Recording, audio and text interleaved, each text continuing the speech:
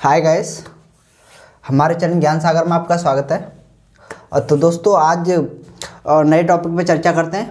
तो आज का हमारा टॉपिक रहेगा अभिकेंद्री बल क्या होता है, अपकेंद्री बल क्या होता है और ये बल किस प्रकार कार्य करते हैं, इन सभी बातों पर और इनसे किस प्रकार क्वेश्चन आ जाते हैं पहले हम आपको ये बता देते हैं।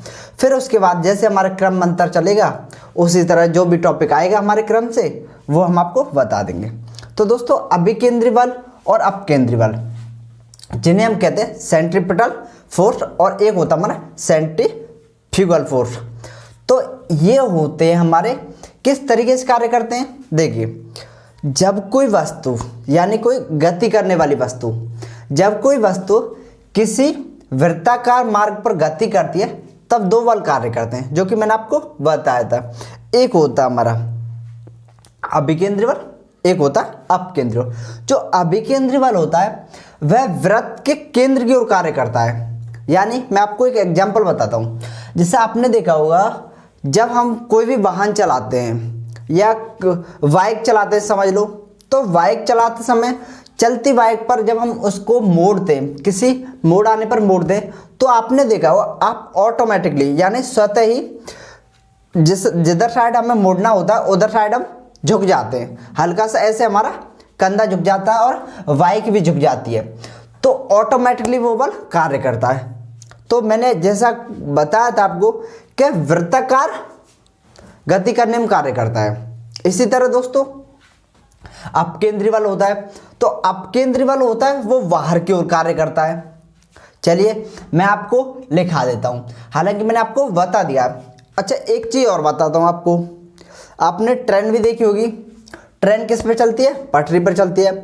तो जब पटरी पर मोड़ आता है तो आपने देखा होगा जिधर साइड मोड़ होता है उधर साइड देखा होगा, उधर साइड की जो पटरी होती है वो थोड़ी सी नीचे होती है और दूसरे साइड की थोड़ी ऊंची होती है। क्यों होती है?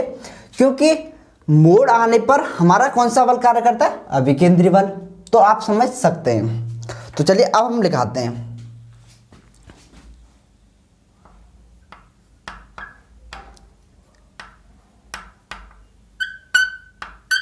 अभिकेंद्रीय बल और होता हमारा एक दूसरा होता है अपकेंद्रीय बल।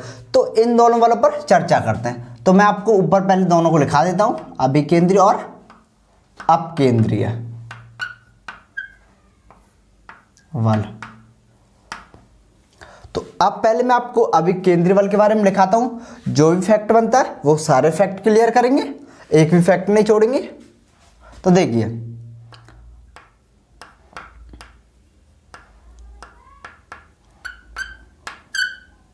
अभिकेंद्रीय बल जिसे हम बोलते हैं सेंट्रीपिटल फोर्स। थोड़ा सा आपको देखो मैं परिभाषा इसकी ज़्यादा लॉन्ग में नहीं दिखाऊंगा, लेकिन एक ऐसा आपको वर्ड बताऊंगा जिससे आपको परिभाषा पूरी तरह से याद होगी कि यह केंद्र की ओर लगता है।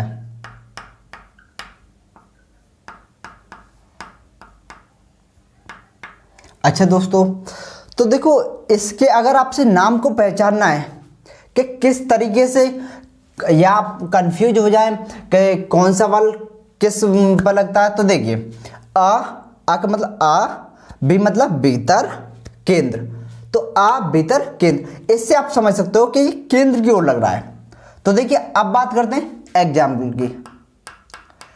इसका एग्जाम्पल क्या बनता है और किस तरीके से पूछा जाता है। हालांकि फिजिक्स में सारे नियमों के एग्जाम्पल ही पूछे जाते हैं। तो इसका एग्जाम्पल होता है, जैसा कि मैंने आपको बताया था, किसी भी वाहन का मुड़ना।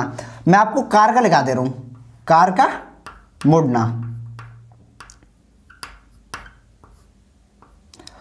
दूसरा होता है हमारा, आपने देखा होगा जो ग्रह होते हैं वो सभी सूर्य के चारों ओर चक्कर लगाते हैं। तो वो किस बल के कारण लगाते हैं? तो वो अभिकेंद्री बल के कारण लगाते हैं। सभी ग्रह सूर्य के चारों ओर घूमना या कह सकते हो परिक्रमा करना। तीसरा होता है, आपने मेले या सर्कस में एक देखा होगा, हम एक मौत का कुआं एक होता है, खेल होता है जिसमें बड़े बड़े कलाकार होते हैं जो कि बाइक के सहारे से मौत के जो कुआं होता है उसके चारों ओर दीवार होती है लकड़ी की, उस पर वो चलाते हैं बाइक को। तो क्या होता है हमारा मौत का कुआं, वो किस बल पर कार्य करता है? अभिकेंद्री बल पर। अच्छा, एक और बता देता हूं, एक होता है जैसे कि परमाणु के नाभिक,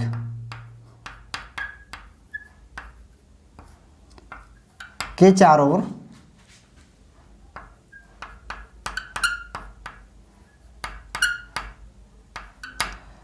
इलेक्ट्रॉन का घूमना।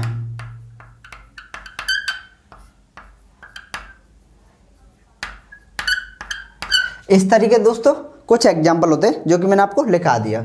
अच्छा, एक मिनट,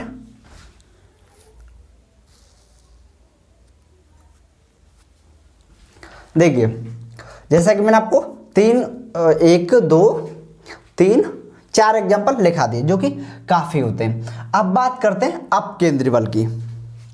जैसा कि मैंने आपको पहले ही बताता, देखो ये जो अभिकेंद्री होता है वो केंद्र की ओर कार्य करता है या केंद्र की ओर लगता है, और जो अपकेंद्री होता है वो बाहर की साइड लगता है।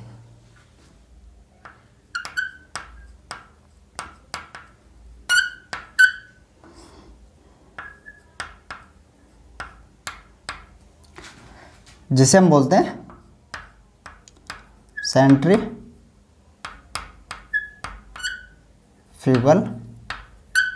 फोर्स। तो ये किधर साइड लगता है? बाहर की साइड, बाहर की ओर। अच्छा, जब आपको इतना समझ में आ गया है बाहर की ओर, तो मैं आपको बता देता हूं कि इसके क्या एग्जाम्पल होते हैं और किस तरीके से। आपने देखा होगा जो दूध से क्रीम निकालने वाली जो मशीन होती है, उसमें जब वो चलती है, दूध में हम उसे चलाते हैं, तो क्या होता है, दूध उसके चारों ओर ऐसे घूमता है। तो आपने देखा होगा दूध जो फोर्स करता है, जो बल लगाता है, ऐसे लगाता है तो वो बाहर की ओर छलकता है। आपने देखा है ना, तो बाहर की ओर छलकने का प्रयास करता है, यानी कि वो अपनी ताकत बाहर की ओर लगाता है। तो आपको पता है, तो उसका क्या एग्जाम्पल है?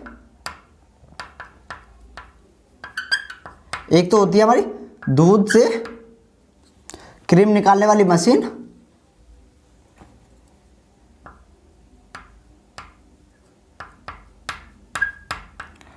क्रीम निकालने वाली मशीन,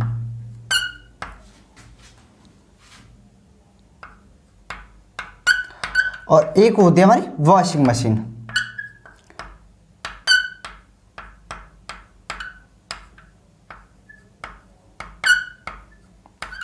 तो दोस्तों ये जो दोनों मैंने आपको मशीन बताई है, ये किस प्रकार कार्य करती है? अपकेंद्री बल पर। आपसे पूछा जाएगा कि दूध से क्रीम का निकलना या दूध से मक्खन या घी का निकलना किस बल पर आधारित है या किस बल पर कार्य करता है, तो आपको बताना अपकेंद्री बल पर।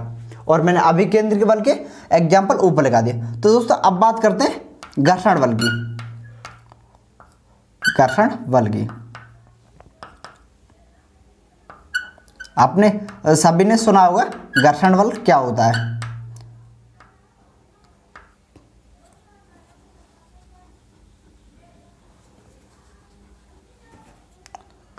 फ्रिक्शनल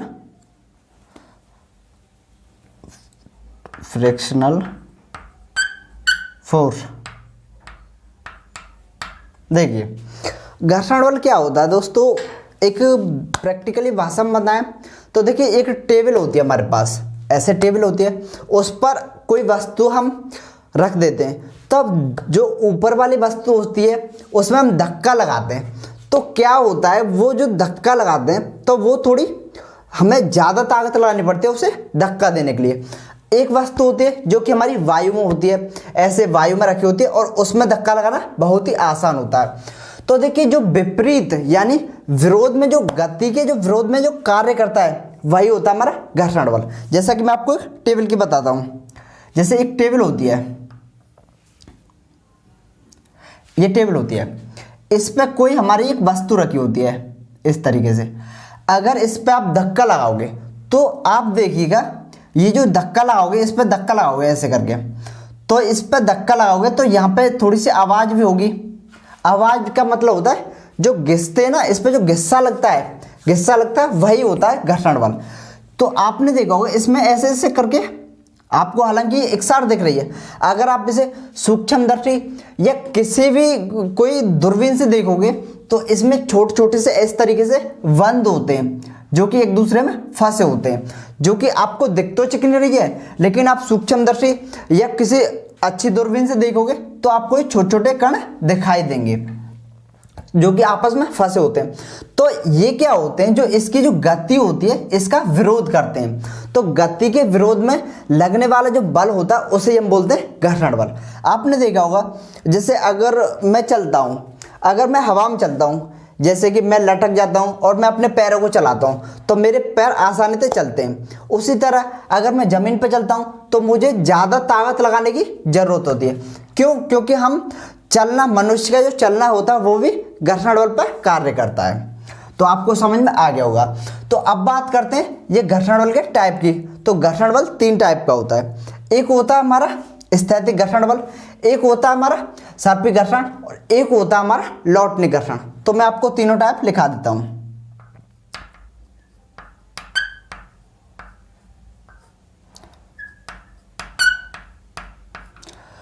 एक होता है हमारा सर्पी घर्षण, तीसरा होता है हमारा लौटनिक,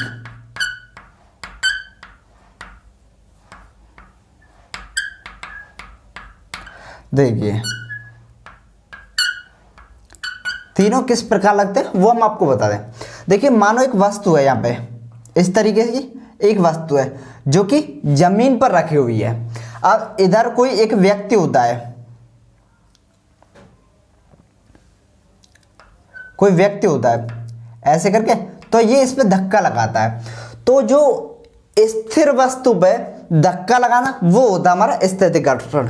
यानी कि ये वस्तु स्थिर रखी हुई है और ना ये किसी के ऊपर रखी हुई है, केवल ये जमीन पर रखी हुई है, तो इसे हम बोलते हैं स्थैतिक घर्षण, जो कि सबसे ज्यादा लगता है। और दूसरा होता है हमारा सर्पी घर्षण।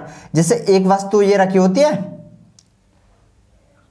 इस पे एक छोटी सी वस्तु ये रखी होती है, तो इस पे लगाना इसकी तुलना में आसान होता है, इसे हम बोलते हैं सर्पी घर्षण। एक होता हमारा लौटनिक घर्षण। इसके आपसे नाम से ही मालूम पड़ रहा होगा, लौटनी मतलब लुढ़कने वाला। तो देखिए एक इस तरीके से पट्टा लगा होता है, इस पे एक वेलन के आकार का एक वस्तु होती है जो कि इस पे इस तरीके से चलती है। तो ये जो बताया मैंने लौटनिक घर्षण, जो कि एक वेलन के आकार की वस्तु होती है, ये ढरकाव में लगा होता है जिसपे कि रिपटना बहुत ही आसान होता है। तो सबसे कम घर्षण बल किस पे लगता है? इस पे लगता है। मैंने आपको तीनों टाइप बता दिए। तो अब बात करते हैं इनसे किस प्रकार से क्वेश्चन आते हैं कि सर्वाधिक मान किस घर्षण बल का होता है, और सर्वाधिक कौन सी परत पर सबसे कम घर्षण लगता है, कौन सी सर्वाधिक अधिक लगता है, और मनुष्य का जो संतुलन, मनुष्य धरती पर संतुलन होकर चल पाता है ये किस घर्षण बल की सहायता से चल पाता है, ऐसे क्वेश्चनों को मान। और कुछ मशीनों से संबंधित आ जाते हैं, मैं आपको लिखा दूंगा, लेकिन उससे पहले मैं आपको इसे साफ कराता हूं। तो हाँ, तो दोस्तों अब हम आपको बताएंगे कि इससे किस प्रकार क्वेश्चन आते हैं इन सभी पे।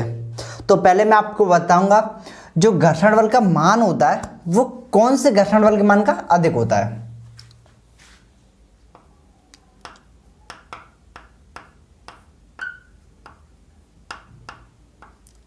का मान, तो देखिए पहले हम आपको बताते हैं अधिक और कम। तो देखिए जो अधिक होता है वो होता है हमारा स्थैतिक घर्षण बल का, स्थैतिक घर्षण, और जो कम होता है वो होता है हमारा लौटनिक।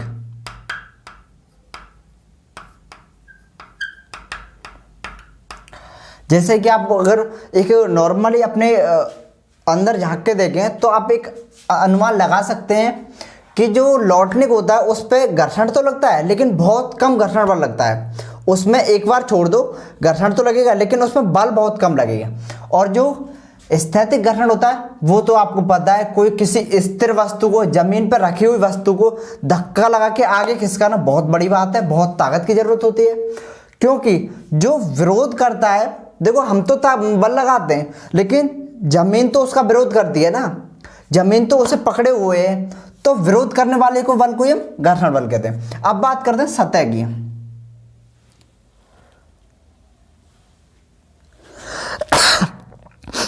सॉरी, तो देखिए किस सतह पर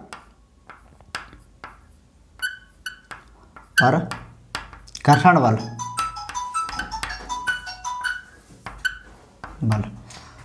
अगर बात करें अधिक की या कम की, तो अधिक कार्य करता है हमारा खुरदरी सतह पर,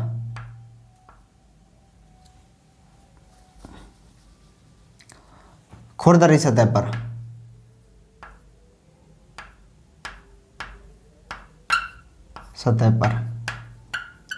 अब बात कर लेते हैं कम की, तो कम करता है हमारा चिकनी सतह पर।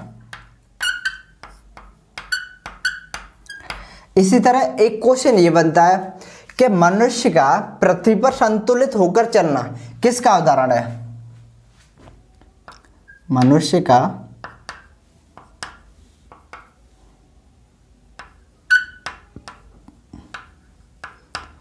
पृथ्वी पर संतुलित होकर चलना।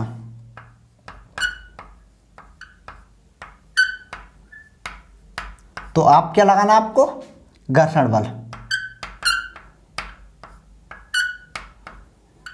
अच्छा, अगला क्वेश्चन ये बनता है कि जो मशीनें होती है उनमें पुर्जों के टूट फूट का कारण क्या होता है? घर्षण बल। मशीन के पुर्जों का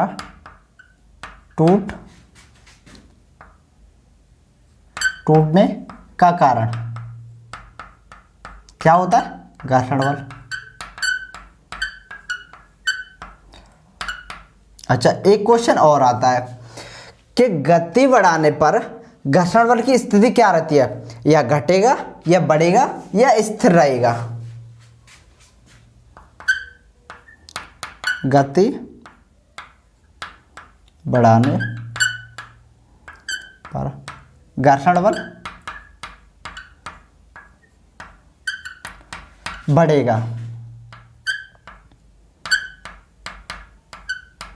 देखो आप समझ सकते हो, जब हम किसी मशीन को या किसी भी कोई वाहन की गति बढ़ाएंगे तो उसके पुर्जे जो होते हैं वो तेज कार्य करेंगे, यानी कि उसके जो पुर्जे होंगे उनमें तेज तरीके से घिसावट होगी। तो आपको पता है जब घिसावट होगी तो घर्षण बल बढ़ेगा। तो दोस्तों आज की क्लास में हमने आपको घर्षण बल और अभिकेंद्री और अपकेंद्री बल को अच्छे से बता दिया, और उनके एग्जाम्पल किस प्रकार पूछे जाते हैं ये भी बता दिया, और किस तरीके से ये बल लगते हैं वो हमने आपको बता दिया। तो आपको एग्जाम्पल ही पूछे जाएंगे, और हालांकि मैं आपको उनके मात्रक वगैरह लिखा देता, जो कि मात्रक इससे पूछे नहीं जाते हैं तो फिजूल है उनका लिखाना। तो दोस्तों जो इम्पोर्टेंट था वो हमने आपको करा दिया। तो अब चलते हैं, कल फिर मिलते हैं आपको एक नए टॉपिक के साथ, एक मोस्टली अच्छे टॉपिक के साथ। चलते हैं, धन्यवाद।